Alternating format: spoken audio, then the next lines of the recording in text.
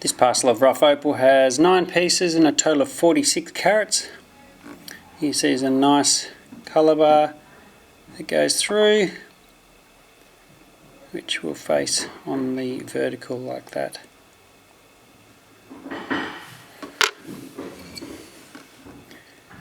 This piece has got a nice blue-red colour in a lighter opal.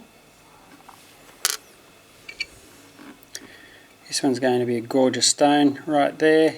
Just take that cloud off the top. You've got a beautiful stone sitting there, and then you've got another colour bar underneath that you can work on as well. This, all you got to do is take that white cap off and you should be able to get more beautiful gem colour underneath it, like there is showing there. Should be able to get a nice little gem out of that too. That's nice colour. And again,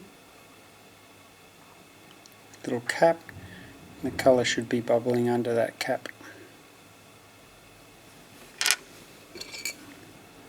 Beautiful crystal, sitting right there.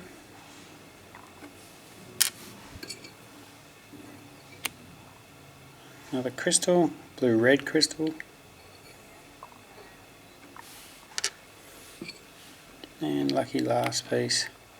Nice little bit of colour hiding away in that piece as well.